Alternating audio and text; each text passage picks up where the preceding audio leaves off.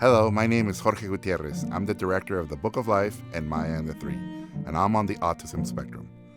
Grief is a spectrum too. Grief, the response to loss, can be difficult for anyone to express and process.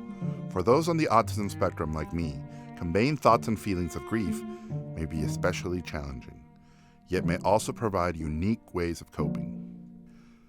The loss itself takes many forms, often the passing of a loved one. He was my father and I loved him.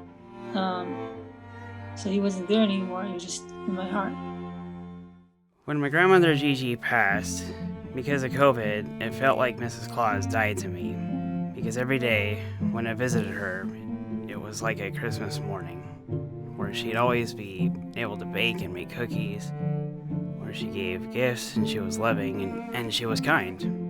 When my dog Jasper passed away and he was about to die in my arms, I told him I will never get another dog because I cannot replace him, because that's replacing my child.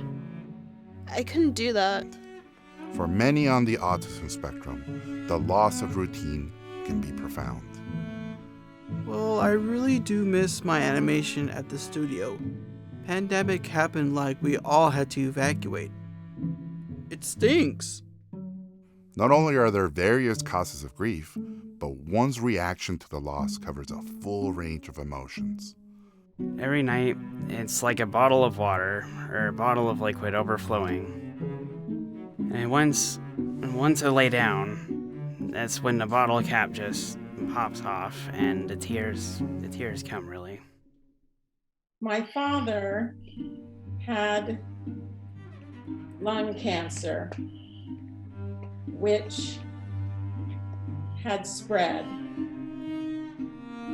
My mother responded like a Greek tragedy, literally wailing for hours. I did cry, not so much the day my father died, but as time passed, when I thought of him. Some on the autism spectrum deeply feel grief, yet keep these feelings deep within. This can cause feelings of being misunderstood. I don't remember. I remember crying once with my dad. That was a long time after he passed. I just got a little emotional. But no, I did.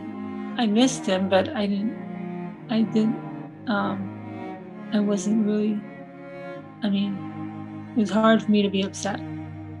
Many on the autism spectrum work through their grief over time by making or displaying art.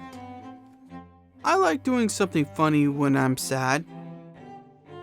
Like I draw funny cartoons. Can I show you the rough animation I worked on?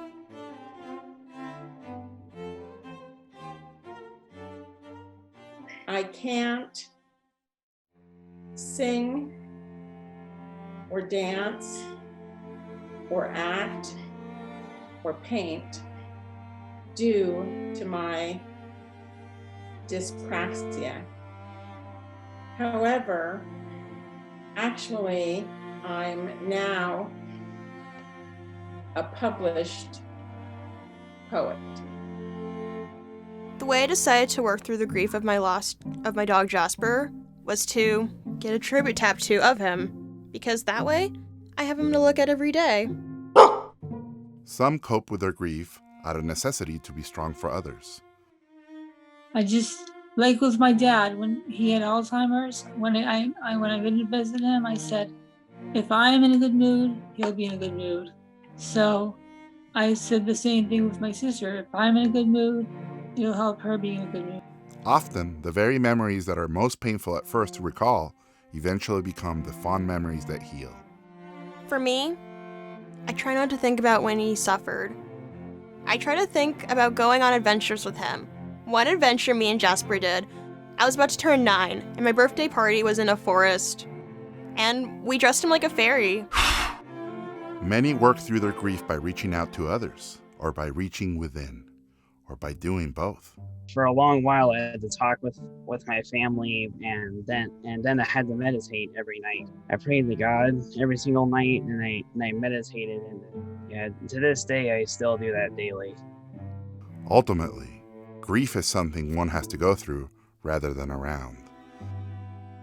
To me, grief is not a state, but a journey or a process you travel through. Thank you so much, because I actually feel a lot better today now that I've talked about it, really.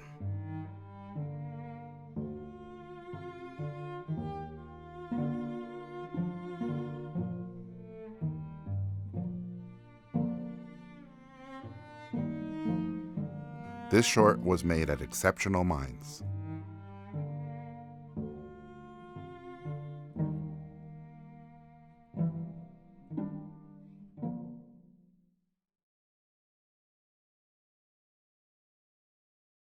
Zach, how come you never brought me any of your grandma's cookies?